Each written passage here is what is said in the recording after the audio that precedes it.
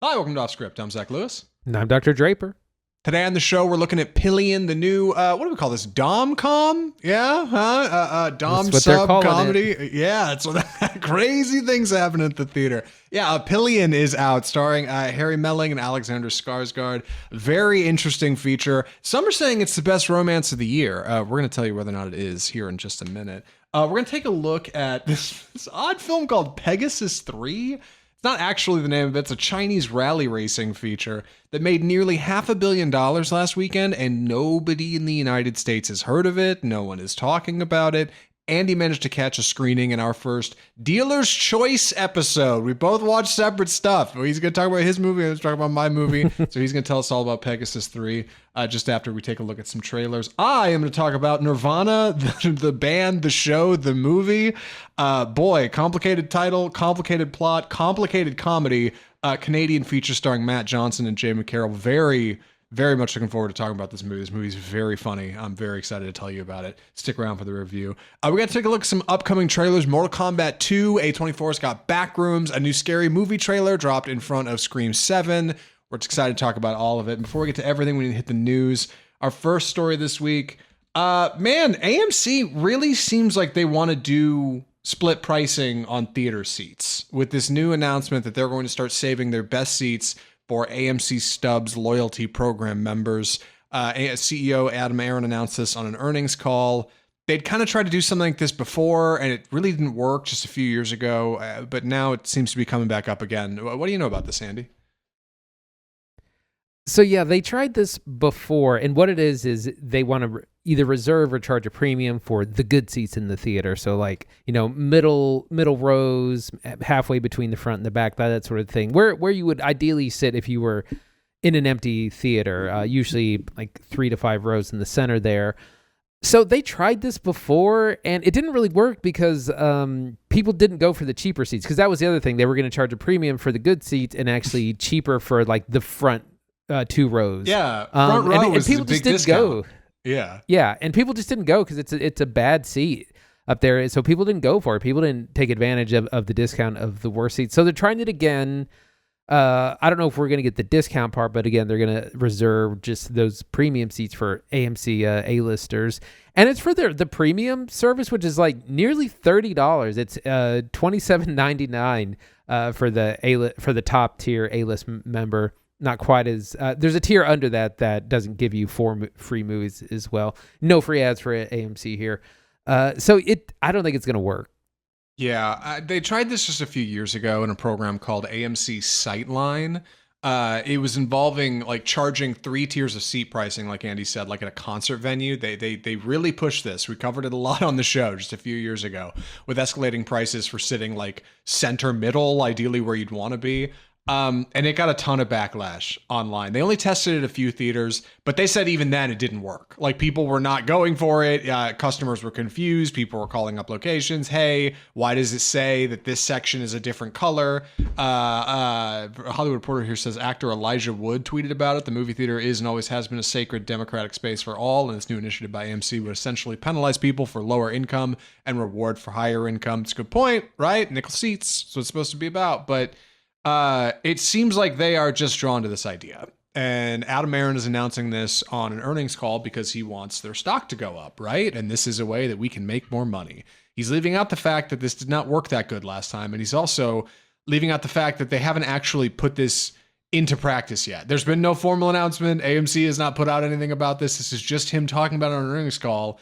And it's enough to get Hollywood Reporter and Variety and Film Twitter all up in a haze about it. Like, I just think this sucks. I don't think anybody likes this. I don't think anybody's into it. Even the people who pay $30 a month for AMC, like, I guess they would be into it if I was a premium sub and I was like, haha, now I'm the only one who gets the seats in them. But I guess I would think that's good. But like, I don't know. I don't think this is a good way to make money at the theater. No, I don't think it is either. I don't think people are going to go for it. And AMC is just slowly getting more and more expensive. And what's funny is that at the very bottom of the article is a thing about AMC has suffered 10% drop in attendance this year. So like they're really suffering, and with their idea is to charge more. which is the way a lot of businesses do these things. It doesn't really tend to work out, but they're going to give it a go. The biggest story this week, we say for a second here, and this one's a bit of a big one if you haven't heard. So there's been some developments in the Warner Brothers bidding war between Netflix and Paramount, namely that Paramount has presented a big enough bid to overtake Netflix, and Netflix is declining to counter, meaning that, barring any big changes, Paramount will be taking control of Warner Brothers and HBO. This was definitely a possibility, but I think it might be worse than Netflix getting them, even though Netflix is weird about the theatrical window. What do you know about it? This story happened so quickly, like last Thursday. Like 1 minute, it was like, there's a new bid. Warner Brothers has accepted it. Netflix has time to counter. Netflix won't counter. All this happened in like hours on Thursday. It was nuts. Paramount came back with a bigger offer of, I think, $110 billion, $31 per share.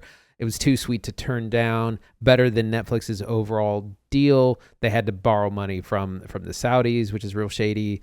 But it was a better deal, and Netflix said, nope, we want to get this at a good price, but not an unreasonable price. And also Paramount agreed to pay the breakup fee of $2.8 billion to Netflix right away for that deal falling through. And it's nothing but roses for Warner Brothers. Like, even if things fall through again, because it still has to reach regulatory hurdles, they'll still come out on top. Paramount is promising, they want 30 films, 15 from each studio, Paramount and Warner Brothers every year. They want 45-day windows. They've also even announced that HBO and Paramount Plus are going to merge into one giant app, this will be like the 5th time that we've seen HBO go through another branding change.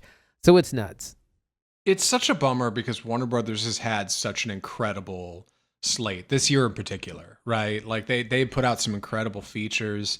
They've got some incredible Oscar nominees up.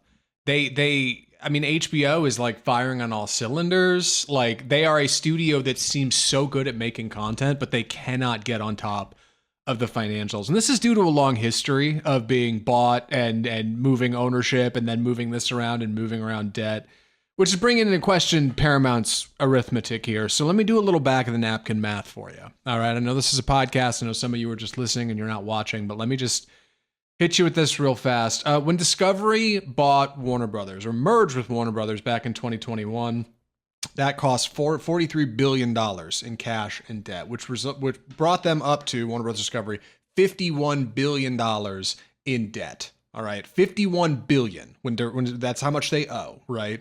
So they start doing layoffs and they start upping the price of HBO, right? And by Q4 2025, they're able to pay off around $18 billion of that $51 billion owed.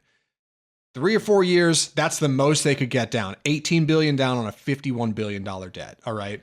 Now they are selling themselves again because they cannot afford it. So this is the move. We have to sell.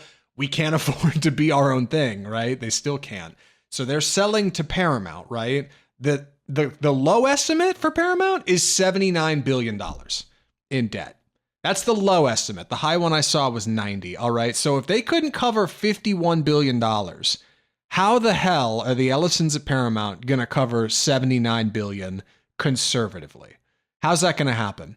The answer is they're going to license content, and they're going to do a bunch more layoffs because that's how this goes, right? The big capitalists come in and lay off a bunch of little guys, right? Those cockroaches at the bottom, and they're going to increase the price of Paramount and HBO and combine them, and they're going to put stuff in theaters, and they're going to license content. And this is what Ted Sarandos, Netflix's CEO, who ultimately made the call to not buy Paramount, to not offer a counteroffer, said to Bloomberg, like just the next day. He said, Paramount is going to be licensing Warner Brothers content to us because they cannot afford not to. So we're going to get a bunch of their library anyway. And in a few years, if they don't make the financials work, guess what'll be up for sale? Paramount Warner Brothers, right? Like, it's like this giant rolling boulder down a mountain that nobody can stop. And the Ellisons are getting in front of the Warner Brothers boulder, convinced that they'll be able to stop it and turn things around. And right now they've got the favor of, politics.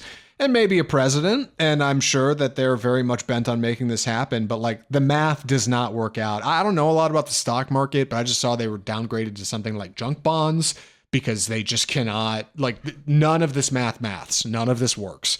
And Netflix is aware of this. Maybe they're looking to pick up a sale later. Maybe they're looking for content now. I don't know. But it's a bummer because Paramount is pretty specifically bent on a very particular political rhetoric and message. This is where they're at with CBS and their new kind of showrunner, Barry Weiss. And that's a bummer for DC and HBO and Warner Brothers and all the lovely properties that we like over there, because it seems like they might be having a political streak come sooner rather than later.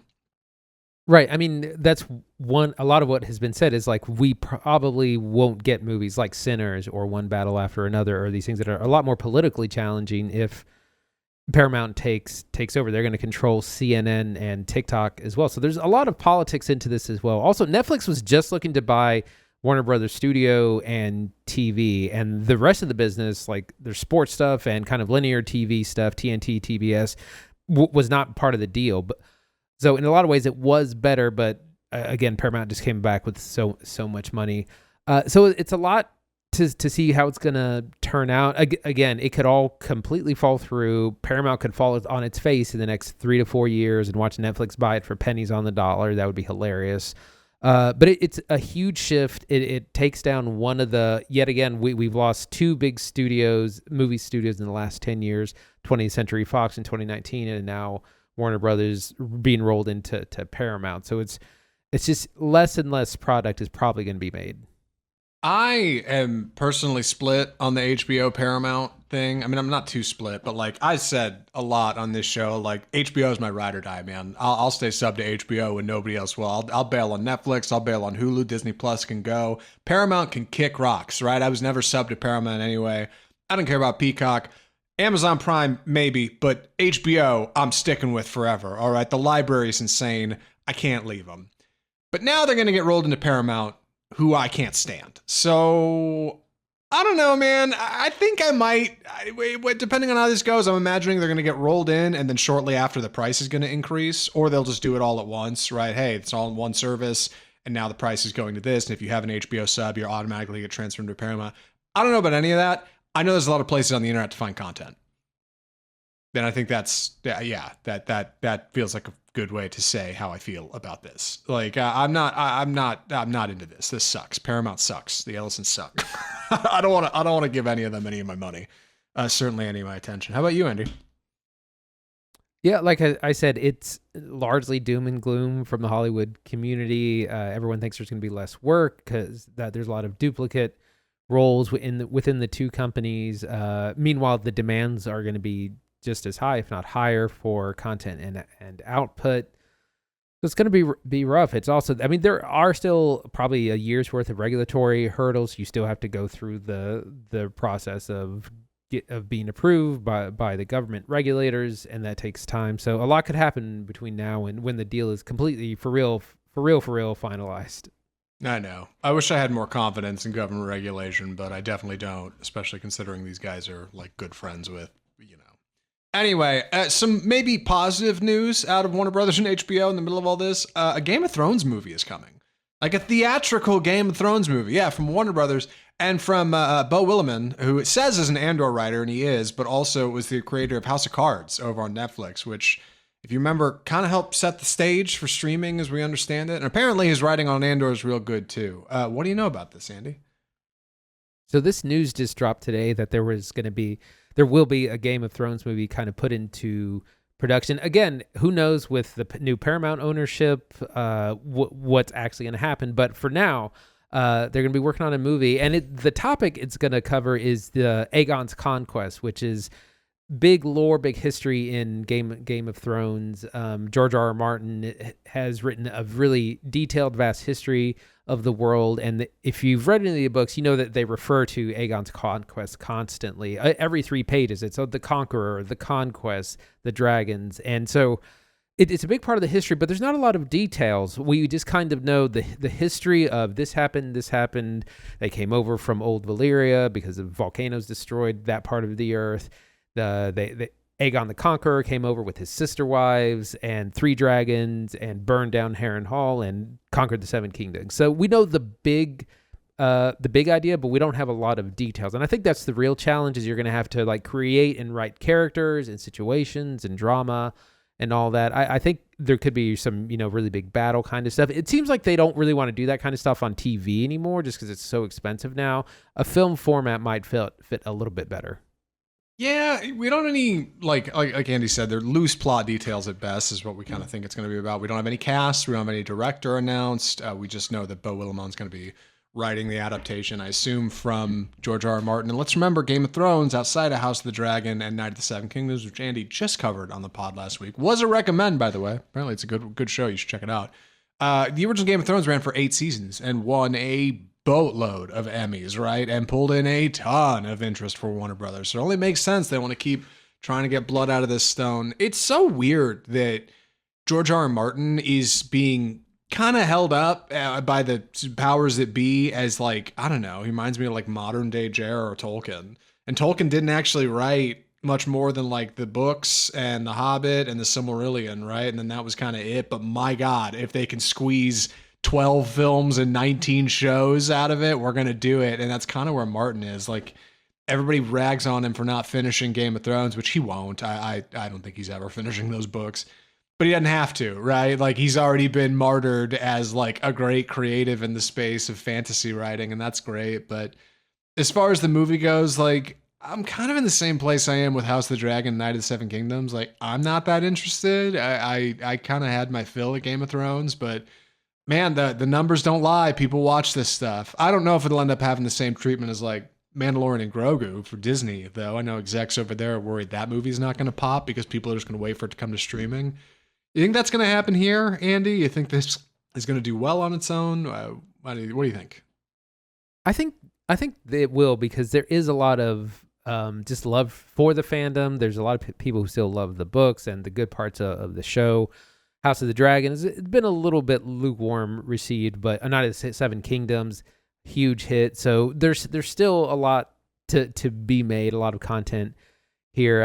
Also, there's a competing Game of Thrones. There was talk of a series about Aegon's conquest as a series on HBO. I'm not sure the status of that. Surely they're just going to do one or the other. But I think it's a hit. It writes itself. You got 3 people on dragons, conquering other. You do lots of fight. People love the dragons. You do lots of battles, and you get some drama, and like, you do something like who's going to play Aegon the Conqueror, who's going to play Visenya, one of his wives. All these, there's characters that you can already start getting excited about. So I think it could be a big hit. I already made a Lord of the Rings comparison, but Warner Brothers was working on an animated Lord of the Rings film last year, War in the Rohirrim. And I remember I had that on my most anticipated list for 2025 because we didn't know anything about it. But I was like, it's a new Lord of the Rings film. This should be some sort of event. And then it came out and it was like an animated feature that kind of just did fine. And it wasn't an event. And that's the thing with the Game of Thrones movie. I have not seen Game of Thrones in the cinema. There's a good chance that Andy's right. You up the budget, you up the production, you tighten the screws a little bit, and who knows, you have an event film that could be a perfect re-entry for people like me who watch the series and kind of haven't fallen back into it maybe in the way Warner Brothers hopes. Like, there's definitely some potential. Or, being Warner Brothers, they go the same way, and this ends up being something smaller. Hopefully it's big. Hopefully this is something big. This seems like a W for Warner Brothers if they can pull it off. Maybe bring in some, well, I guess you can't bring in old cast members because it's set in a different time, but I don't know. I think you're right. I think that's a strength. I think the fact that you don't, again, you're not going to have to know anyone from the older film or the older series. You're not going to have to have any dumb cameos because it's history. It all takes place long before everything we know. You can newly cast everyone, and I think that's exciting. Yeah, I think you're right. Yeah, I think this thing has potential. Might have legs. Keep it here for more. Speaking of getting blood from a stone, we got to talk about the box office. Dude, Scream 7 made so much money, and we talked so much shit about Scream 7. What? Why? For people who are just tuning in, what's the problem, and why did it do so well regardless? So there was somewhat of a boycott of Scream 7 because of Melissa Barrera being fired from the film because of speaking out about Palestine. And so a lot of people boycotted it, but it didn't matter. It still made a huge amount of money. They were looking at maybe 40 million over the weekend. It came in at a huge whopping 64 million domestic, almost 100 million internationally. The biggest opening for any of the Scream films. And they've kind of taken a completely different direction. Neve Campbell came back and is basically the main character of the film, where she had kind of a cameo in Scream 5, was not in Scream 6 because of pay disputes, and got a hefty payday for Scream 7, and she should have asked for more, because this is going to be huge. It's going to make a huge amount of money. And again, it's pivoted. It's more, she's the main character again. It just had to go in a different direction, and it's been middling review-wise, but it's just been huge at the box office. Let me tell you, it feels good to boycott Scream 7. As somebody who did not go see Scream 7 and does a podcast and could have covered Scream 7, feels good to not go. We covered all of this. We covered all of this news. We covered it when they fired Melissa Barrera. We covered it when Jenna Ortega bailed. We covered it when their director bailed, when he realized that his Scream 7 was not going to be the film that they thought it was going to be. It was Matt Shackman? I don't remember. And we covered it when they said, we're not paying you, Neve Campbell. We covered it when they said, wait, Neve Campbell, please come back. We'll pay you $7 million to be in our movie. I'm sorry. Like, I felt like Scream 5 did something really clever with the series and took it in a new direction that was odd, but worked. And Scream 6 was a little weird. It was Ghostface with the shotgun. You remember? That was the whole thing. But it still got over the line and worked fine. It was a little cheesy. This, like, we're going to walk it back to Scream 4 junk is awful. I don't want to waste my time at the theater. I don't want to waste my time watching this trash. And yet, like, this is what they trotted out. And critically, everybody else feels the same way. It's got, what, a 33 on Rotten Tomatoes for critics, right? Series worst. And yet, big blowout at the box office. Everybody turned out to see it. I think I heard the second highest opening for a slasher, like, ever, behind the Halloween remake, the Danny McBride Halloween remake. Like, that movie made a bunch of money. And then there's this. Turns out general audiences, the people going to see Transformers and Fast and Furious and Jurassic Park, right? They don't care about critic scores. They don't care about critical thinking. They care about nostalgia and their personal film experience with these movies. And they remember going to see Scream movies, and therefore they're going to go see Scream movies. And, like, I don't know. I don't know if they can do it again. I don't know. I know that all the advertising for Scream 7 says, all the advertising for Scream 7 says it's the last one. That's junk. That's not true. They'll do more. I don't know. I don't know if people will enjoy it or will turn out for it. Turns out people just keep turning out for slashers. So who am I kidding? But great. I hope Spyglass continues to make these things till everybody in them is dead, and then they'll just AI them in, and we can just keep watching Neve Campbell for 1,000 years in Scream, running around, right, getting almost murdered by Ghostface. I so don't care. I so don't care about Scream 7. I'm glad we didn't watch it for the pod. Continuing with the rest of the box office, I want to throw in Pegasus 3, which we'll be talking about later in the show. This Chinese rally racing film is up to $534 million in just 2 weeks, over $500 million.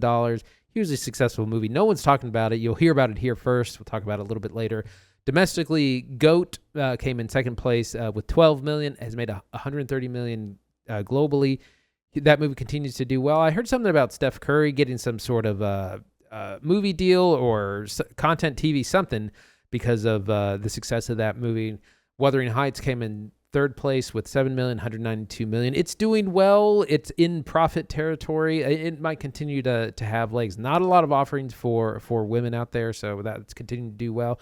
And 2 concert films, 21 Pilots, More Than We Ever Imagined, came in at $4.3 million. This is the first I've heard about this. Apparently did well. And then Epic, Elvis Presley in Concert rounded out the top 5 with $3.5 million. $14 million total. I've heard really good things about that. So if you're an Elvis fan, definitely go and try and check it out. Yeah, me too. I'm a little bummed that we didn't go check it out for the pod. I'm not really that into Elvis. Man, my grandma was though, so shout out to her. And I enjoyed the Baz Luhrmann film, right? The Elvis with Austin Butler in it. And I know he worked a lot with Peter Jackson's crew, who had done Let It Be, the like 9-hour Beatles project.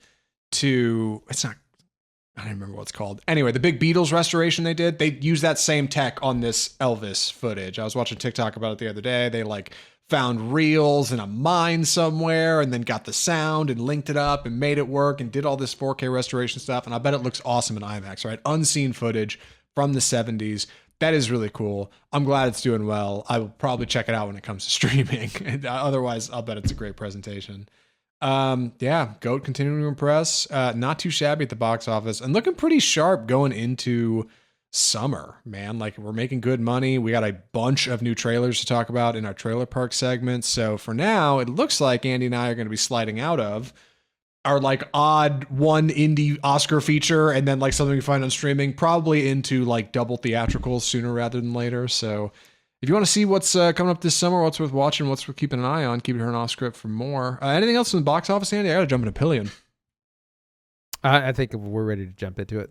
All right. Well, I'm going to be taking the summary on this, so please excuse me funny delivery. The film is Pillion.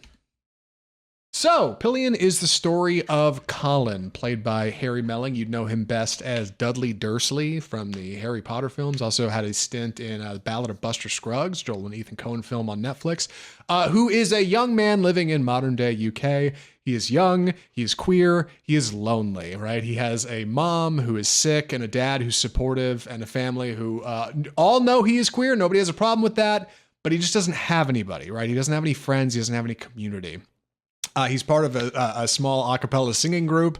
One night when he's working at his bar, singing with his buddies, co-workers, I should say, he meets Ray, played by Alexander Skarsgård, who's this tall, dark biker man, right, with a short blonde haircut, and he is a dom, right, and he has a small community of kinky, queer, other biker fellows who are doms and subs, and Colin sees Ray, and he sees them, and he thinks, man, wouldn't it be cool if I could have that? And then a chance encounter brings him and Ray together. They go out on a date, and from there, we begin this incredible dom-sub relationship in Pillion. The film is written and directed by Harry, what is his name? Lighton, who has mostly done shorts before this. This is his first theatrical.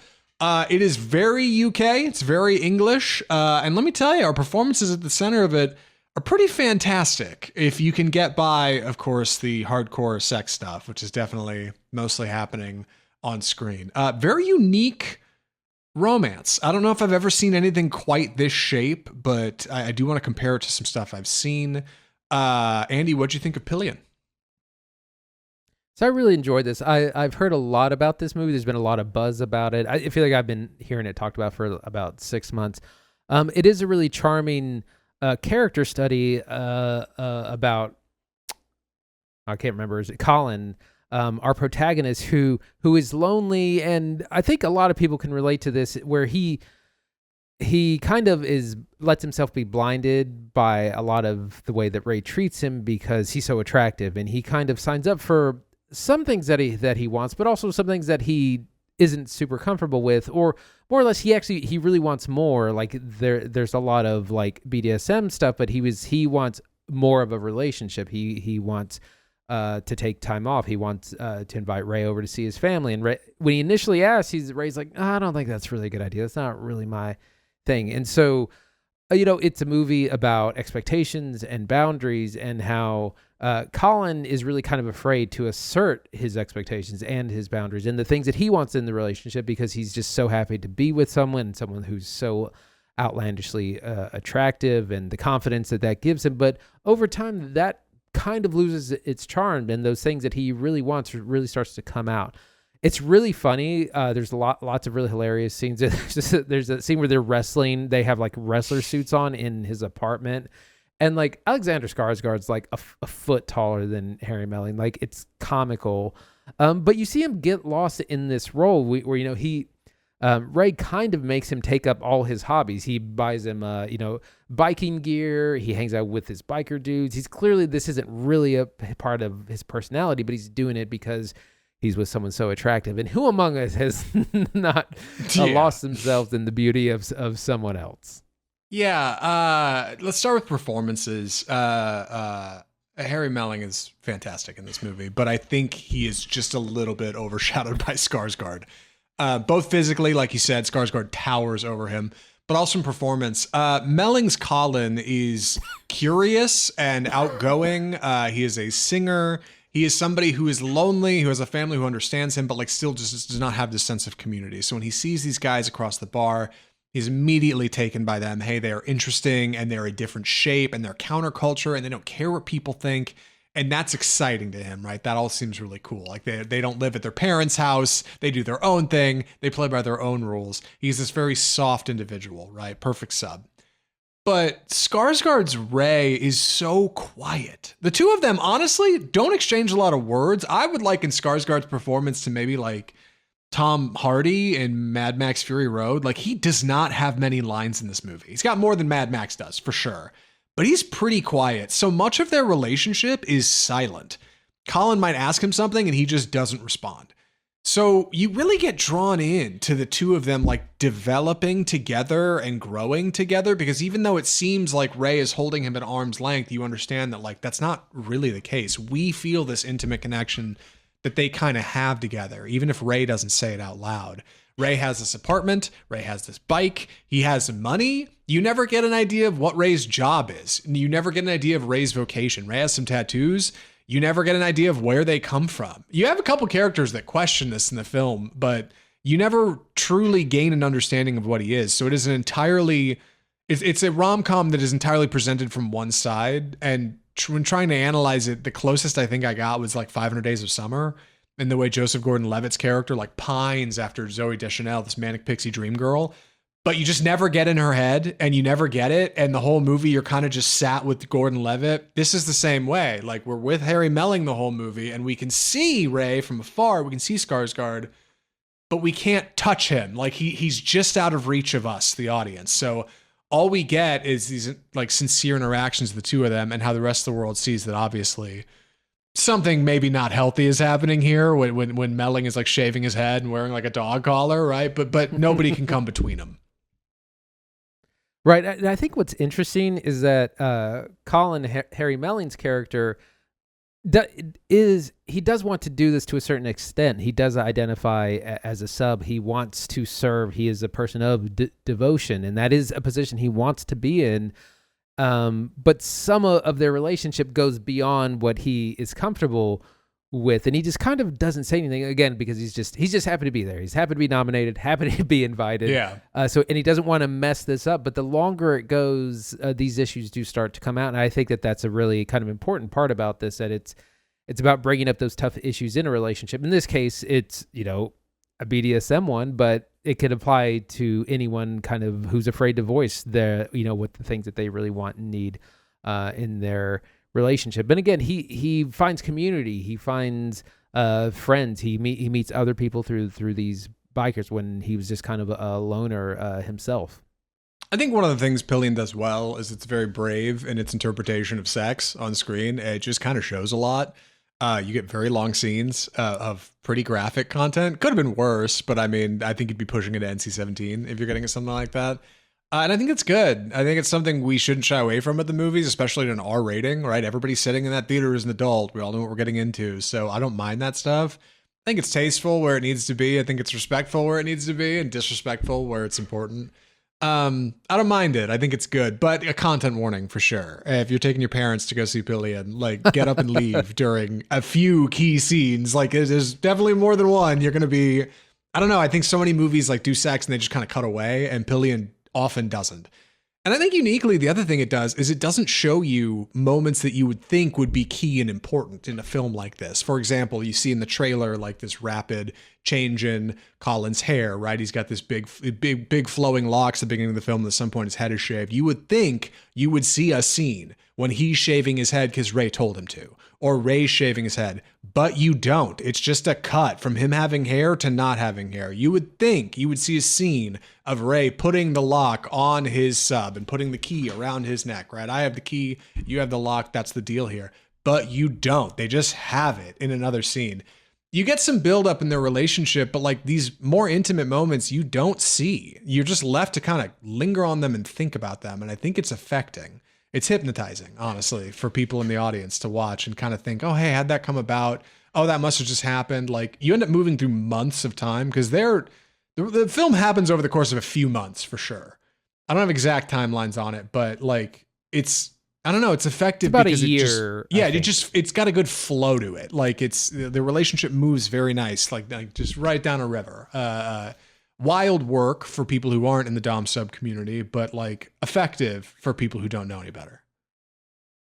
I wanted to also talk about some of the cinematography, which I thought was really gorgeous. Again, Ray rides, he's a motorcycle rider, and there's a lot of scenes of the two of them on a bike. And this is where you get a lot of slow-mo, and it's like a close-up on Colin's face, and he's just, like, again, he's happy to be there. He's squeezing Ray on the bike, and, like, it's at night. There's lights flowing through. Like, the way the scene is shot is really gorgeous, and there's a lot of that in this movie. So you see good cinematography in this, like, rather small film. Yeah. One other thing I wanted to mention, we kind of heard about this movie as kind of a big talker at awards. I think it premiered at Sundance, I think. And a lot of people were talking about it, had a lot of buzz. And so going to see it, I was maybe a little overhyped. Like, maybe this is going to be something like really groundbreaking. The quote on the poster is like, what is it, like the greatest love story ever told or something? Like, it's quite a big claim that this is going to be something like big, and it isn't. It is a small feature, and I think that's to its benefit. Like, I think it's like a small indie. It's really well made. It's really well shot. It's very well acted. Solid work from writer-director Harry Lighton. But it is not some blowout Oscar contender. You're not going to be seeing this in 2027 nominated for 16 Oscars. Not what this is. This is a small, intimate rom-com, dom-com that kind of works really well. Like, it's got lines in all the right places. You know what I mean? Like, it's good. It's a good feature. So I'm running out of good things to say about it. Any other thoughts, recommendations, Andy? I think I'm ready. Andy, would you recommend Pillion? Yeah, absolutely would. Big content warning. I won't go into that, but yeah, no, I absolutely would. It's a very sweet it's like an adult coming of age story where you have two kind of mismatch people in this relationship that explores a lot of each character and what it means to, like, find out what you really want, to lose yourself and find yourself within a relationship. Great performances by Harry Melling and Alexander Skarsgård, who's everywhere these days. And I'm excited to see what Harry Lighton does next. Yeah, I think this movie is a ton of fun. Pillion rocks. Don't go see it with your parents. Don't go see it with anybody that's going to bug you when you're looking at really intimate stuff on screen. It's a lot of fun, though. Would recommend. Solid romance, honestly, for what it's worth. Very good queer film. With that, we're going to move into our next segment. We're talking about a bunch of trailers. What do we call this segment, Andy? It's time for the trailer park. Bunch of trailers out. The first one we're going to tackle is Mortal Kombat 2, which comes out May 8th. So we're almost to the summer movie time of the year. Mortal Kombat 2, the first one came out in 2021, a bit of a reboot. Campy, but I think it did pretty well, and they've poured a ton of money into this new sequel where we meet Carl Urban as the great Johnny Cage. He gets sucked into the tournament of Mortal Kombat where he must fight, defend Earth. And we see so much money is being spent on this movie. We see all our favorite characters from the game: Raiden, Liu Kang, Shang Tsung, a bunch of other people. It looks great. I saw this and it got me so hyped. And it did that thing, and it works every time on me, where it takes the classic theme, it slows it down, does it on the piano, and then right the last like 10 seconds, it ramps it up to where you get like the classic Mortal Kombat theme. And I was like, pump this into my veins right now. I'm super excited for it. I think it's going to be pretty successful. Yeah, the last Mortal Kombat movie did really well, which I think was a bit of a surprise because we've seen some Mortal Kombat films come and go, right? The original was kind of the big blowout. They had some sequels. They didn't do that good. They had some like direct-to-video sequels that nobody really cared about at all. But then, not long ago on Hulu, we saw the new Mortal Kombat. I think that's where we ended up watching it. It was surprisingly good. Like you said, big budget, big ideas. This basic formula of like, take all of these very interesting, uniquely shaped characters and just throw them at one another and have them throw fireballs and icicles and poison and grappling, just all this stuff, like hats with razors on them. All of that stuff makes for great entertainment. Works in the game, works in the movies. You spend even more money on it, you throw some big stars at it, it works even better. So I'm looking forward to it. Looks like a fun, goofy, gory, good time. Mortal Kombat 2 looks like a blast. Let's talk about the trailer for A24's The Backrooms. This one is a strange feature. Backrooms is...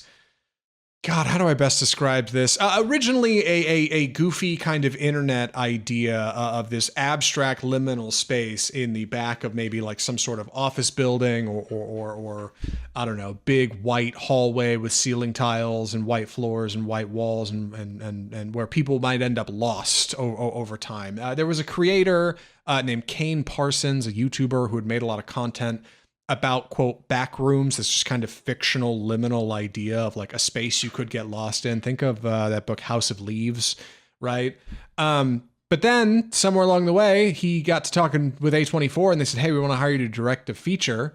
Yeah, you're going to be our youngest director ever, and we're going to pair you with stars Chiwetel Ejiofor and Renee Reinsve, who we just saw in Sentimental Value, who are going to be in your Backrooms movie. Which is nuts. Andy and I heard about this and was like, that they're giving this to like a 20-year-old? He's going to be making an A24 feature with, okay, all right, cool. So now we have a teaser, and it's very simple. Our teaser opens on what looks like kind of a normal office room with some junk in it, a weird recliner in the back, and some light streaming through windows, and you get voiceover from Chiwetel Ejiofor saying, hey, I found something. I found a space. It's down deep and it's strange and it kind of goes on forever and I don't really understand what it's for. And as we're hearing this, our camera pans down through the floor to another level of this room that looks a little different. And then another level that looks even more different. And suddenly our windows are clipping out of the wall and suddenly our recliner is only halfway there and then it's all gone and the light's getting dimmer and suddenly the door in the back looks more and more strange. We keep going all the way through these levels until we arrive at what look like the traditional Backrooms, this sort of semi-United States office space area that just kind of has nothing in it and is oddly shaped and goes on forever. It's just a teaser, but there's good potential for this to be, I don't know, a very strange feature that I think Gen Z and Gen Alpha might really turn out for because they were kind of the primary audience for this stuff. Andy, what do you think of the teaser for Backrooms? Man, it looks really creepy. I don't know a lot about this other than it kind of came from internet lore, but the trailer definitely creeped me out, and it's got a summer release date, and whenever a horror movie has a summer release date, they're really banking on it to make money. So I think it's actually over Memorial Day weekend that it's out, so I think it could be a big hit. Yeah, me too. What's next? Scary Movie 6. So for those who don't know, the Scary Movie series was a spoof parody series that came out right alongside Scream. When the first Scream came out, like Scary Movie came out like 6 months later. They were right on it, and they were parody films of horror movies, both of the time and just the big properties in general. Jason, Friday the 13th, Michael Myers, Freddy Krueger, all that, along with just whatever movies were out at the time. So they would include things back in the day like The Ring or other things that I can't think of. But they were pretty funny. They were big hits. They were really raunchy, like really kind of gross out humor, which worked a lot better in the 90s and 2000s. So we have Scary Movie 6, and we have Anna Faris, who was the lead in those films, is back along with Regina Hall, who was in One Battle After Another. She's had an incredible career. And we just see a bunch of spoofs. It doesn't really make sense as like a film or a narrative, but we see spoofs of Sinners, of Megan, of The Substance, of Scream, Long Legs, of course. dude. Yeah, tons of stuff. Yeah, Weapons, Smile. Yeah. So there's all these properties that are going to be smooth. Art the Clown. It looks funny. Some of the jokes are kind of political and made me wince. But some of the stuff looks kind of funny. What my big question is, I don't know if Gen Z is going to go for this stuff because it might be like, hey, this is grandpa's property. I'm not going to that. That's what I worry about a little bit. Yeah, I think they swing real wide in a couple ways. Number one, the Wayans are back, which is smart. Number two, man, it just opens with a ton of spoofs, right? Yeah, Jason, Halloween, Megan, and then it just cuts to, like you said, Sinners, Weapons, Terrifier is in there, right? There's a lot of modern properties that I think people will connect with that are getting spoofed here, so that definitely helps. And then, I don't know, you throw in some goofy comedy. There's a couple political jokes in the open that are real chunky. It opens with a trans joke, which is chunky, and then it opens with a Republican joke, which is chunky. But as soon as you move past that, it seems to flow pretty good. So if it's not all cringe-inducing humor through the whole thing, I think you got a game. And I think it's important that they drop the 6. I don't know if they'll just put that on the DVD IMDb and everywhere is still listed as Scary Movie 6. They're just not advertising it as Scary Movie 6. They're just calling it Scary Movie. But I mean, we're adults. We can infer what's going on here. So I don't know, man. Looks like a good time. Probably going to make a bunch of money, I'd imagine. I mean, the slashers are doing good. Seems like, Scary Movie will do good. That's coming out June 12th, right? That's where that's June 12th. Yeah, I think it's got potential. Like I said, I don't know if modern audiences are still into parodies. Yeah. Well, just the next week, June 19th, we got to look at Toy Story 5, the next Pixar film following Hoppers, which comes out just this next week, actually, which I'm seeing really good reviews for Hoppers. Toy Story 5, of course, picks up after the events of Toy Story 4, where all of the toys, save for Woody, are hanging out with Bonnie, their new owner, right? Who are having a great time. Jesse and Buzz and Bullseye and Mr. Potato Head. But then Bonnie gets an iPad, right? It's a leap pad or something, like a leapfrog tablet iPad thing. And she is just enamored with like the screen that can do everything, right? The internet. And all the toys are like, no, we're not getting played with anymore. This is no good. So they manage to get a hold of Woody, voiced by Tom Hanks, who comes back and is going to help them figure out how to defeat the iPad and get Bonnie to play with real toys again. I'm going to be honest, like the premise of this sounded so stupid, and throwing 5 on the Toy Story sounded so stupid because Toy Story 4 did not need to exist and they really shouldn't have made that anyway. And I just figured, God, they're going back to the well on this. Disney just become a sequel company. But dude, these shots of this kid looking at this iPad like a zombie, I'm like, this is going to make so much money. Every millennial parent who's got a kid who is just glued to a screen and can't look away is going to absolutely go for this. Like this is totally going to work. I think Disney's got a winning formula here. What do you think? Yeah, I mean, I think it's going to be successful and make a lot of money because it's Toy Story and it's Pixar, and yeah, everyone's going to take their kids to see it. To me, it is the same. It's the exact same plot line as the original Toy Story. It's like a brand new toy, technologically advanced, comes to that interferes with the lives of the kind of more traditional analog toys. It's just that same plot line over again, but it is updated for Gen Z, Gen Alpha. I think that angle is probably going to really work. I'm just so over the 5th one of these movies, at this point, I want to see grown-up Andy. Andy should be almost 40 now. I want to see old man Woody and Buzz go on an adventure as wrecked modern toys. But yeah, I'm sure it'll make a bunch of money. I'm not excited for it. Do you? I know this isn't really the place for this conversation, but really quick, there's no way that the toys end up like breaking the iPad. That won't be the solution. They can't get Bonnie away from the internet. That's not going to be it. So I don't know how they're going to resolve things. But do you think there's a chance this series, where are they going to go? At the end of Toy Story, they just made Woody and Buzz make up, and they're like, "You're right. We can both be toys." So I think that's going to be the move, right? We're all just going to get along. But I was going to ask, do you think this series runs long enough to run into Andy's kids? Because I bet it does, right? Long enough timeline, Bonnie gets older, and then she runs into old Andy, who's got kids now. But boom, here you go, toys are back, and we're in Grandpa Andy age. I don't know. Probably it's gonna go forever. But that is an interesting question. Like, how do you tie up the toys versus tech angle? And the thing is, it's going to be some soft compromise where it's like, well, we're going to, it's good to have some screen time and tech is helpful, but we also need to remember to get away from it too. It's going to be real soft, middle of the road, no risk, no shattering Lily the lily pad because it's evil. That would be great. I'd love, I'd love that. Yeah. June 19th, Toy Story 5 is going to come out. Keep it around for your family members who got kids. They're going to go see it for sure.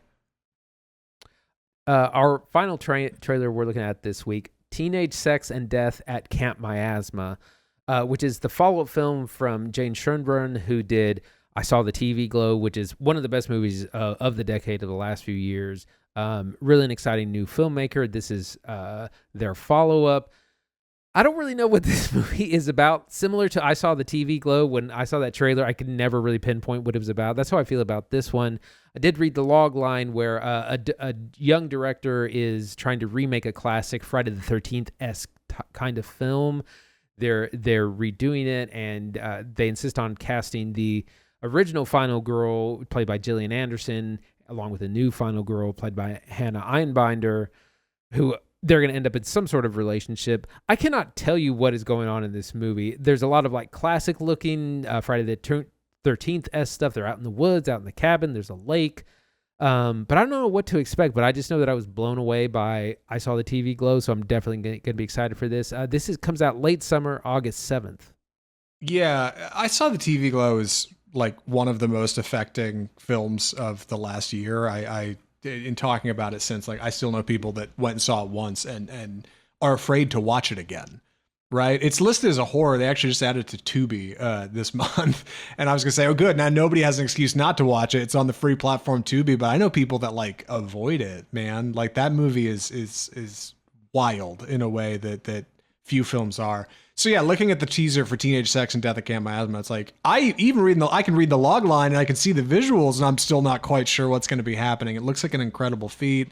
I'm very excited about it. I think it's going to be something really special. Very much looking forward to this coming out August 7th. Being put out by Mubi, same studio who did The Substance. That's the trailer park. We got to talk about Pegasus 3. You ready? Do you need anything, any prep, or do we just jump into it? I'm ready. I'm ready to go. All right, go for it.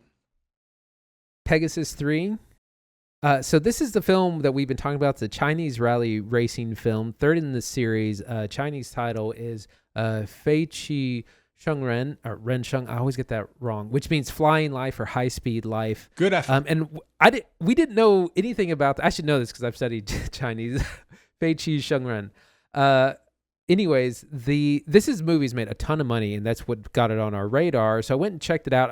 I saw both. I saw the new one in theaters, and I went and watched the first film, which is on Amazon Prime and Netflix, to kind of get a feel of what this is. And what they are, they're these kind of comedy racing movies. I'm not even going to say action comedies because it's mostly a comedy about this racing team.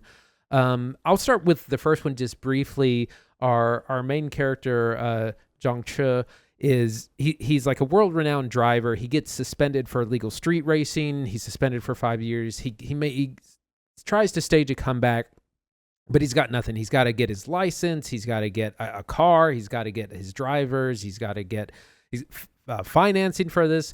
So it's kind of a little bit of a side quest. And it's a big comedy, lots of fun. And then at the end, there's a big race. And of course, he wins, king of this mountain rally racing. That's the first one. And then our third film, our group finds themselves being recruited to consult and drive for a international Chinese rally racing team.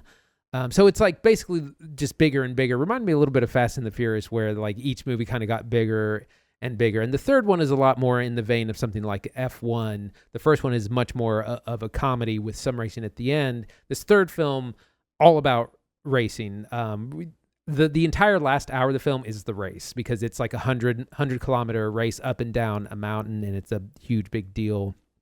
But man, this movie really works. The third one, it's a lot of fun. It has less humor because I think it's going for international audiences, and so it gets to the cars really quick. But again, in that F1 look where everything is very sleek, very expensive, and they've gone from local race car drivers to international race car drivers. It's more polished. The race stuff is really thrilling. I'm going to talk about rally racing here in a second, but I really enjoyed it. Yeah, I haven't seen this. Like I said, we kind of split this week. I'll be talking about Nirvana, the band, the show, the movie here in just a second. Andy covered this movie, so I'm just going to ask him a couple questions while he takes a drink and catches his breath here. I think what's cool about this movie, and specifically these films like doing well around the world, is that racing is one of those things that's universal. You don't need language to see that car A is up here and car B is back there, and they're coming up on a turn and one has to pass the other to win the race, right? Like, that's something that you don't need language for. So I think it's cool that the language of cinema can speak for them, like in these races when things are getting hot and heavy. And this one being a little bit more serious, I think, is an asset, like you said, for international audiences. I'm very curious about the last hour being one big race. I definitely want to know what that kind of looks like. But just to get into it, yeah, what did you learn about rally racing? Last car film we will cover for the show is F1. That's very straightforward. That's very like, we're on tracks and we're on rules, and we have, despite Sonny Hayes mucking things up, we got policies here at F1. Is that what's going on here? So it's really interesting. I definitely want to talk about the cultural differences in this, because this is a Chinese-made film for Chinese audiences, and that really reflects in the filmmaking. But rally racing is very different from things like NASCAR and F1 in that it's kind of a one at a time race that you don't race with like 6 people or 10 people on the track. You go one at a time because the tracks are very long. You just kind of go from, it's generally not a circuit. You'll go from point A to point B. And in this case, they're very long. It's like tens of miles. And so it's a time trial. It's who can do the course the fastest. So you're not racing against other people. You're basically racing against the clock, but it's very dangerous because the routes are just 1 lane wide or about a car and a half length wide. It's not a very wide course, and you're going between trees and mountains and rocks, and there's water elements, and there's lots of off-roading. The roads change. You can be on tarmac, you can be on gravel, on sand, and it's very dangerous. There's it like most racing sports, people do and can have accidents. But it's crazy. The other big difference, you have a co-driver, someone who sits in the passenger seats and reads what are called pace notes, which is kind of it's how to take the turns on the track, because there might be hundreds of turns on a really long track, and so the guy's reading notes on how to take the turns, how fast you can go, things to watch out for. And it's a whole system of like right 3, left 2, hairpin, all this. It's a whole code thing and they just have to sit there and concentrate and read their notes. And the driver has to just kind of hope that they're right to take all these turns. It's really cool stuff. I love watching this. That's the kind of thing where you see a lot of drifting going on as well, where they're sliding around corners. And this stuff in the film, it works really, really well. It's got that high speed, high octane kind of feel. Yeah, looking at the trailer, like the acting stuff, the plot stuff, right, with like characters actually on screen, very well lit, like very big color, very dynamic, but like ultimately kind of looks, I'm not gonna say fine, but like, standard. The car stuff looks awesome. It looks very kinetic. Yeah, like big energy. Looks like we're throwing these things around on screen. I wanted to ask about series writer and director Han, I think is what I got from IMDb. 3 films, written and directed all of them, right? Like clearly we're seeing some progression in the work here. You don't need to spoil it and tell us if this sets up for a sequel or anything, but do you see this maybe going the way of Fast and Furious and them doing like 11 of these things? Or do you think it's like, hey, we're going to take a break a little while and go do something else and something different? Because like this seems like this team that's making these films is very dedicated. A little like mirroring our team in the film. Right. So the writer-director Han actually, I think, comes from racing, and I think he was mentoring to be a race car driver, and his mentor actually died on the track. He didn't fly off of it or anything, but I think there was an accident. He got out to help and then was hit by another car. So it's a very tragic kind of story that we start with. The first film, I don't know the budget, but it made $250 million. The second one made $450 million. This one is at $550 million and maybe headed towards $1 billion. We don't know. They're definitely going to keep making these. But it won't get ridiculous like Fast and Furious, but they'll probably get bigger. In some ways, they're going to spend more money. And like I said, this one's it's not as much as a comedy. The first one I think might be challenging for audiences just because there is more drama. There is more like Chinese humor and a lot of language humor or things that won't translate through language. When I've talked to people who have seen these films, everyone seems to like the first one the best as far as a comedy. This third one is probably the best as far as car stuff goes. Yeah, I wanted to ask, how harrowing is it, right? We covered Michael Mann's Ferrari on the podcast, which is a film that's not super, super good at the racing stuff, but feels very deadly. It makes it clear up front, hey, this is a sport where people die. That is part of the deal. Is that part of the deal in Pegasus, or are we kind of riding this F1 line where it's like professional, but, everybody makes it. It's a good-hearted comedy? The third one definitely skips that. Most race car movies are going to have a crash somewhere in there. The third one kind of skips that. There's different drama that happens, but there's not some big, huge wreck. In the first movie, there is someone who literally flies off a mountain, like their car flies off a mountain and just tumbles down, and it doesn't stop because it's just this steep mountain course. And It's just like rolling end over end. It's almost comical. Like, I don't think that character dies, but they do want to make sure people know, like, this is a pretty dangerous sport. I know in the 80s there was what they called the B series of rally racing, and where these cars were made super light and super powerful, and no one could control them. They kept flying off mountains, and eventually they had to just ban Series B because it was way too dangerous for everyone. So they definitely remind you of that. But the car stuff is It's very harrowing. There's a little bit of that F1 gimmicky, like, oh, we're going to pull this crazy strat to get ahead and hope we can win. But the course is really cool because they have this, it's like 100 kilometers up and down a mountain, and there's a split track where they can choose to go up off-road or go down on tarmac, and so there's a lot of strategy going on. There's a lot of humor you can tell between our main characters. I think it's been the 4 same characters across all 4 films, and you have the driver, co-driver, the mechanic, and then some other friends. And I think this is a good time to talk about cultural differences, and that an American version of this would be all about rugged individualism. That's what F1 is. That's what Sonny Hayes is. He's the only one who can do it. In Chinese culture, collectivism is much more an important aspect. And so this is much more about working together as a team. Like, the driver is one thing, but he's got to have his co-driver. They have to find the mechanic, and everyone that they find either chips in or is an essential part of the team. So it's a big team racing thing, and working together, which is just very different from how you would make this in America. So I thought that was one of the very interesting things, and it works. It's perfect for rally racing. Yeah, I dig it. Yeah, that's something I remember the last Chinese film I covered for the pod, Naja 2. Yeah, this feeling of like community and togetherness. No one can do it on their own, right? Like, we all got to come together and pitch in and do our part. And you're right, that is different than American racing films. Like, it is about rugged individualism. You nailed it. I wanted to ask, wrapping it up, how did you hear about this movie? And $550 million opening, why is nobody in America talking about this? Is it just foreign language? Is that really what's holding us back? So I heard about this because I looked at the ComScore box office, because they always have the international numbers on Mondays. And so I looked and I saw Pegasus 3 at the top, and that it was at 100, and it made 150 million over the weekend. And I was like, what is this movie? And why haven't I heard about it? And then I looked at it, and then I saw that it was at like 450 million last weekend, 550 million now. So I was like, I don't know what this is, but I have to see this movie that's huge. And I saw that they were just going to have some screenings here. As far as for why it's not being covered, it seems like the trades and Hollywood in general is just not covering Chinese box office because there's no benefit to the U.S. market anymore. As I've said many times, you used to be able to ship your film to China, and it could help it would boost your box office, or it might even save your film. Now we have a hard time even letting us release films over there. A lot of them get censored, or a lot of them they just flat out say no. So that's probably why. There's probably some political reasons as well, because there's no way that, I mean, we've been covering this. This movie's been out for a couple of weeks, and none of the trades are covering it, and it's the biggest movie in the world right now. Yeah, which is a shame. But I'm glad we're covering it here on Off Script, and you went and saw it. So where can people see it, and would you recommend Pegasus 3?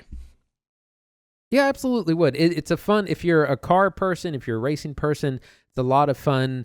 There's not as much humor and drama. They simplified it so it's kind of more digestible than the previous films for international audiences. It's fast. It is furious. There's a lot of good jokes. The car stuff is immaculate. This is out now, I think, in the States. If you're interested, definitely go look for showtimes. I'm sure it'll be on streaming eventually. The first film is available on Amazon Prime. The second film probably somewhere you might have to rent it. So if you're curious, you can watch the first one on Amazon Prime, get a feel for it, and then check out the third one in theaters. All right, first one on Prime. Good to know. And thanks for covering it for the show. I appreciate it. I did not see this movie. I went and saw a different kind of foreign film, which I'm looking forward to talking about, but is quite challenging in a totally different way. So I'll jump into it. The movie is Nirvana, the band, the show, the movie. So, talking about Nirvana, the band, the show, the movie is difficult because it feels like a homework film, right? It's a film with like 4 titles. Nirvana, a band you've heard of. The band, which implies Nirvana is a joke. The show, which implies this was turned into a television show at some time. And now a movie, which is following the show. So if you're like me and didn't know anything about anybody in this thing, let me give you a very quick, brief primer. Andy, I'm going to try to explain this directly to you. I feel like if I can explain it to you, then the audience at home will get it. So here it is. What is Nirvana the band? Let's start there. Nirvana the band is a 2-man comedy duo led by 2 people. Matt Johnson, who, if you've seen the poster or the trailer we have on screen now, he's the blonde guy wearing the goofy hat. and Jay McCarrol, who is the tall, dark guy hanging out by the piano wearing a brown blazer. The two of them were roommates in 2008 when they started filming goofy sketches in their apartment and uploading them as a small web series called Nirvana the Band. They are in Canada, they live in Toronto, and they were just doing goofy bits. Jay McCarrol is an accomplished musician. He would play music on his piano, and Matt Johnson would get excited and start just kind of riffing and doing bits on the side. The two of them came up with this idea that they would have a band called Nirvana the Band, and that they are trying to get a show at this small Toronto club called the Rivoli, which is just down the street. This is just a standard issue club. There's nothing special about the Rivoli, but Nirvana the Band are these two guys who are just trying to book a show. So in each episode of the web series, they would come up with some kind of plan or bit like, oh, we'll call the Rivoli and say we're some other band and then show up and it's us and they have to let us play. Or, oh, we'll go to the Rivoli and sneak into the back and tweak some pasta dish to make it spicy and claim we were injured, and then they'll give us a show. Like, just all kinds of goofy stuff. They've characterized themselves as their characters as children that are like trying to book a show without just calling them and asking directly. It's goofy and funny, but that's where this comes from, Nirvana the Band. So Nirvana the Band gets a show when they partner with Telefilm, right? Matt Johnson and Jay McCarrol reached out to Telefilm in Canada. They gave them a season of the show to run on television in Canada. They also partnered with Vice to run here in the United States on Vice, the cable channel. They did 2 seasons, 8 episodes each. That's Nirvana the Band, the show. It's just an expanded version of the web series where the two of them are just trying to get a show at the Rivoli for their stupid band where they don't actually have a band and don't play anything other than piano. So the movie is following that, right? It is a follow-up, an expansion on the web series of the show, and now the movie. That's the bit. I don't know if Andy got any of that, but I can tell you, Andy, with confidence, believe it or not, you have seen a film by Matt Johnson and Jay McCarrol. We covered it on the pod, and I didn't know we'd covered it on the pod, but we did. It's Blackberry. Matt Johnson directed Blackberry and appears in it, and Jay McCarrol did the music for Blackberry, and I think he might appear in it. So when they weren't doing this, they were actually doing their own things. Jay McCarrol has a small pop band. Matt Johnson's directed a couple other features. After this, he'll be directing the Magic the Gathering film for Wizards of the Coast and Hasbro. He's the guy who's on the hook for that. So the two of them are doing their own things in the industry. But in the meantime, they wanted to make something to kind of pay tribute to and kind of revisit Nirvana the Band that they had made back in the day. So they decided to make this film. The challenge, I think, of the film is that it feels a bit like homework. Like, you just see the cover and you kind of see these characters you might have seen on the internet before, and you can't find them. You cannot go stream this show anywhere. Neon has the rights to it now. They're the ones who distributed Nirvana the Band, the show, the movie. So they are currently getting the show and I think making like a Blu-ray box set that you'll be able to buy that will have all the episodes of the web series and then all the episodes of like the TV show, and you can just get it and watch it there. Otherwise, like, you can't see it on Netflix. It's not on Amazon Prime. The only way to source this, how I found it when I saw this movie and was kind of interested, is you got to find it on like Google Drive or like YouTube. There's like certain episodes. It's funny, Matt and Jay have talked about this in interviews for the movie, that like, yeah, you can go on Google Drive and find the show. It's like lost media. It's the only way to really get it. So the people who are in the know for Nirvana the Band, the show, are acutely aware of all this and are excited about the movie. But everybody else, like me and you, or me at least a few weeks ago before I figured all this out, have no idea what this is. It's just some weird movie from Canada. So with that, let me jump into what Nirvana the Band, the show, the movie is. I know, sorry. I just felt like that was a bit of a, like, basically web series that turned into a 2-season show in Canada, and now we have a film, and you can't watch any of it, like, outside of the internet, where you kind of have to go steal it, it seems. Anyway, Nirvana the show, the band, the movie. It has been years since 2008. It's 2026, and Matt and Jay still live in their crappy apartment, and they're coming up with one more great bit to try to finally get this show at the Rivoli. They're going to do it. And what they're going to do is they're going to climb to the top of the CN Tower, which is like the tallest skyscraper tower in Canada, in Toronto, and they're going to cut their lines at the top of it, at the top of the sky view, and leap off of it with parachutes, and in the middle of a ball game, land in the middle of the baseball stadium below it, where it's full of people, and announce that they're doing a show at the Rivoli tonight. And everybody's going to call up the Rivoli and say, hey, we want to go see Nirvana the Band. And the Rivoli's going to say, who the hell are you talking about? And they're going to have to give them a show then, right? It's guaranteed to work. All they got to do is climb up there, cut their cords, and jump off. The thing that's important to understand about this is things get a little strange, as they often do in Nirvana the Band, the show, and it doesn't work out. What ends up happening is they inadvertently create a time machine and travel back to 2008. And then they have to try to get back. So that's kind of the plot of our film. And this is really just, think of it like somebody described it like the celery that the peanut butter sits on. That's a good comedy. The plot is just the celery. The peanut butter is the comedy. That's really what's going on here. You know they're not in 2008, but you don't care. I think part of what works about this is it's sort of a mockumentary. You might be able to see in the trailer footage we've got here that they've got these kind of like wacky zooms and cuts and camera work from their longtime director of photography, Jared Robb.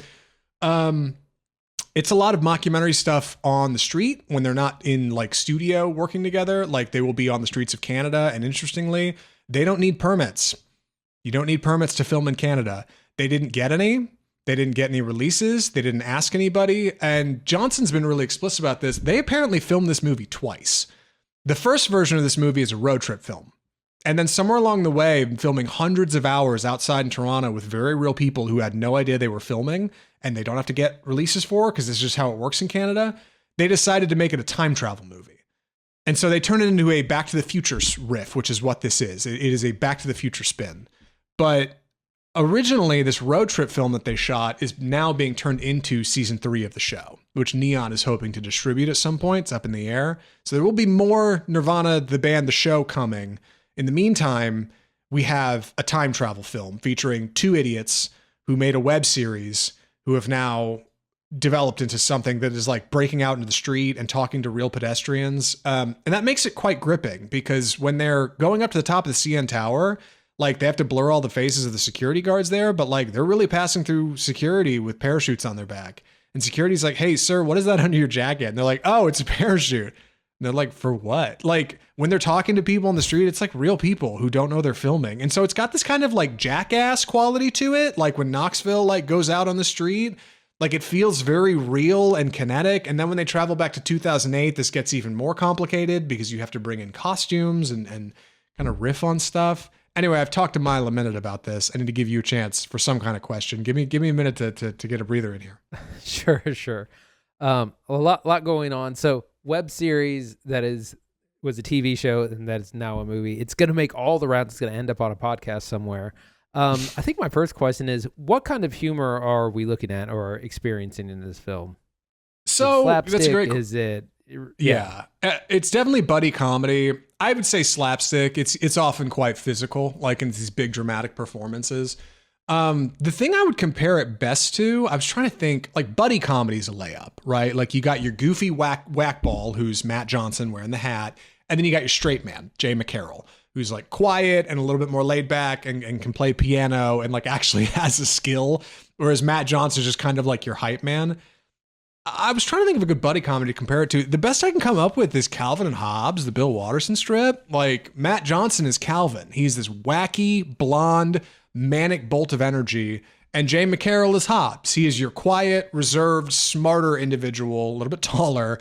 And between the two of them, you kind of go on this wacky misadventure where Calvin would like drag out his cardboard box and be like, "This is a time machine. Come on, we're going to go to the Paleolithic age or whatever." And then while they're there, some wacky stuff happens and they have to try to get out of it. Like that's kind of what we're doing. What we're getting in here though is a lot of pop culture. Matt and Jay's townhouse apartment that they live in is covered in movie posters.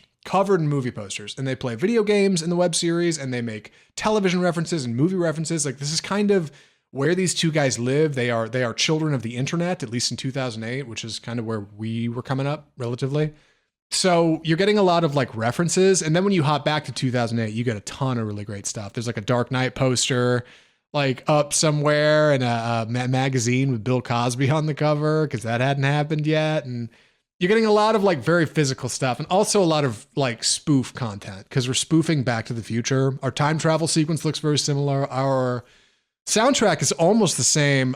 In the show and in the movie, because of how production rights work in Canada, they can just use whatever the hell they want. They do a whole episode of the show in season 1 or 2 that is just riffing on Wahlburgers, the Mark Wahlberg, Donnie Wahlberg food retail show, like Wahlburgers, and they end up using all of their logos and footage from their show and music, and that's just okay because I guess that's how Canadian broadcasting rights work. And they thought when they were making this movie, at least the second time they were making it, they could use just Alan Silvestri's soundtrack from Back to the Future. And then somewhere along the way, somebody was like, you absolutely cannot do that. You cannot score your film to Alan Silvestri's Back to the Future soundtrack. No way. So Jay McCarrol, who did the music in this as well as is in it as a musician, kind of spoofed it. And you get all these wonderful Alan Silvestri, like string stings and like do like it's all in there. Like it's a sound alike. It's very close. They even use a bit of it at one point. They kind of just break the fourth wall and kind of address it directly. You get a lot of that actually, breaking the fourth wall, a lot of looking directly down the camera, which is a good laugh because they try to kind of explain how their cameraman follows. They've got 3 camera guys, how they kind of follow them through. They'll address the camera guys sometimes. They just call him Jared. Jared, come over here. Like they'll look right down the lens at you. They'll break the fourth wall. Like it is like I don't know. I think the celery peanut butter thing is apt. I heard that on Stavros Halkis' podcast. Yeah, like the plot is just kind of like a frame to get to the laughs and the experience, and that's really what's going on here. And in exchange for that, you get lots of like live on the street stuff. At one point, Matt Johnson ends up on top of a streetcar, a bus, a city bus with a parachute. He jumps on top of it and then jumps down the side and goes running down the street of Toronto with a parachute on his back. And people are looking at him like, what the hell are you doing? And he's like, yeah, no, we just really went out and did that. Nobody stopped us. Apparently they filmed the CN Tower stuff where I don't think they actually jumped on this tower, but I don't have evidence that they didn't. They could have done it with wires for all I know. It looks awful legit. They filmed that on the day Taylor Swift was performing at the stadium they were going to parachute into because they knew less police would be around. And they were like, it's easier to film. A couple times they got arrested making this movie. He's talked about that in interviews. Like, it's this really odd blend of reality and fiction, like to get a feature that like feels very different. It doesn't feel quite like anything I've ever seen in a theater before. So what have audiences, I guess, liked about not just the film, but like this style of comedy, like again, to go from a web series to a show to a film, to have that much life means that they must be doing something that audiences like. So what is it that audiences are kind of getting out of the property? I think people have an intimate connection with it because of its history, which is a challenge if you don't know any of it, right? Like that's the other problem. There's 2 kinds of people going into this film. People who know the gag and have seen the show and seen the web series and know what they're getting into, and people who have no idea. And watching the movie, it does a great job of onboarding if you don't know anything. It opens with like the very first sketch they ever did, followed by like scenes from other sketches and a couple scenes from the show, and like kind of guides you in good to, okay, this is who these 2 guys are. They're 2 kind of goofball roommates who are doing a bit about being in a band called Nirvana the Band, and we're gonna get a show, and then it jumps to like 17 years later or whatever, and it's 2026, and they both are a little fatter and they have some gray hair, and Matt's like, this one's gonna work this time, I know it, and Jay's like, dog, it's not gonna like stop. But then all of that is really clever, like seedbed to jump back to 2008 where they cut to original footage and they actually incorporate a lot of it. Old stuff they never put on the internet. Apparently they went back to their old stuff that they shot in 2008. They filmed on DV tapes and they said back in the day we'd film for like a day with our buddy Jared would come over and film us with a camera. And then we put it into an editing software and just kind of cut it down to a video. And that's what we published. That's how we did it. So they went back to like hundreds of hours of old mini DV tapes and cut themselves kind of like having conversations with themselves. So when they go back to 2008, they go back to their old apartment. They recreated it in a soundstage. It looks exactly like it. And it will cut between them now and them old. And you get this clever conversation across time. Right. It reminds me that there's some video online of some dude who did that, like having a conversation with my 10-year-old self or something. And he went back and like cut himself against. Oh, yeah. It's kind of that, right? It's a lot of pop culture. It's a lot of things, it's a lot of things that are familiar, some good time travel comedy. And these 2 guys having these big outrageous reactions to this just kind of insane situation they find themselves in. So I think what I was thinking is, so now we know we're going to be getting, I guess, a 3rd season. Do you think we'll be getting more of this movies, or what do they plan to do next? I don't know. I kind of thought this was it. Like the poster says one last plan, and like in the film they kind of imply this is kind of the end. But then it's a surprise for me to get out of the theater and go check out interviews, and they explain, yeah, not only did we shoot an entirely different film essentially in the process of making this, But we're going to put that out as kind of a season 3. And that implies there's more to come.